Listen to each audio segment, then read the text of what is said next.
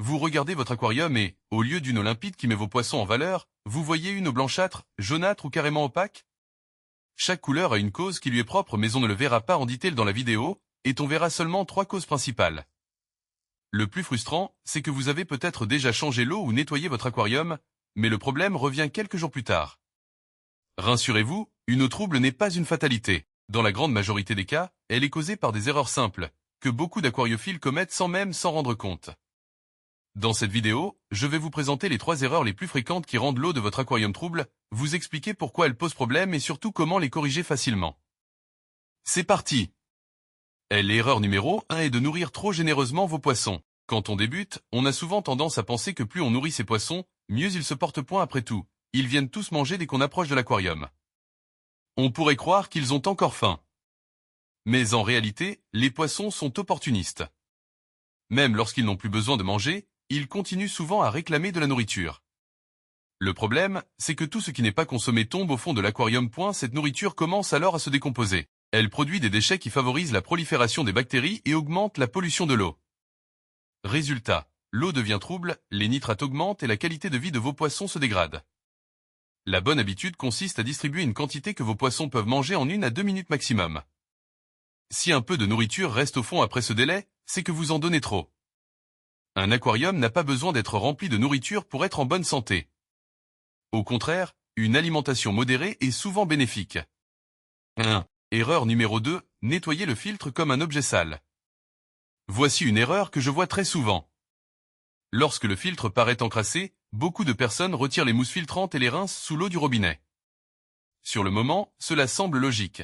Les mousses ressortent toutes propres. Mais ce nettoyage détruit une grande partie des bactéries bénéfiques qui vivent dans le filtre. Ces bactéries sont pourtant indispensables au bon fonctionnement de l'aquarium. Ce sont elles qui transforment les substances toxiques produites par les poissons en composés beaucoup moins dangereux. Si vous les éliminez, le cycle biologique est perturbé. Les déchets s'accumulent, les bactéries se réinstallent progressivement. Et pendant cette période, l'eau peut devenir blanchâtre à cause d'un véritable ébloum bactérien. La bonne méthode est très simple. Lors de l'entretien, remplissez un seau avec de l'eau retirée de votre aquarium pendant le changement d'eau. Rincez délicatement les mousses dans cette eau afin d'enlever les saletés sans tuer les bactéries utiles. Votre filtre restera efficace et votre aquarium conservera son équilibre. L'erreur numéro 3 est de vouloir nettoyer en un seul fois. Quand l'eau devient trouble, le premier réflexe est souvent de faire un grand ménage. On vide presque tout l'aquarium.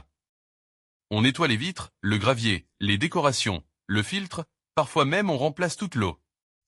Malheureusement, c'est exactement ce qu'il ne faut pas faire. Un aquarium est un véritable écosystème. Les bonnes bactéries vivent sur le filtre, mais aussi dans le gravier, sur les décorations et sur toutes les surfaces. En nettoyant tout en même temps, vous détruisez une grande partie de cet équilibre biologique.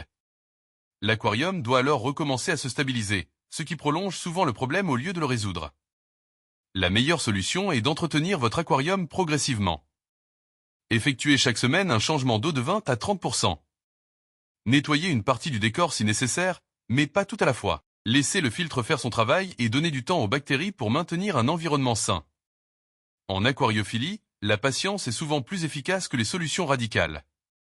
Une 4e cause bonus est l'accumulation de déchets organiques qui va donner une couleur jaunâtre à l'eau.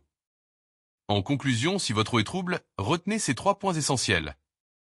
Premièrement, évitez de suralimenter vos poissons. Deuxièmement, ne nettoyez jamais les mousses du filtre sous l'eau du robinet. Et enfin, ne faites pas un nettoyage complet de votre aquarium en une seule fois. Dans la plupart des cas, ces 3 changements suffisent à retrouver une eau claire et un aquarium beaucoup plus stable. Merci d'avoir regardé cette vidéo, et à très bientôt pour un nouveau conseil aquariophile.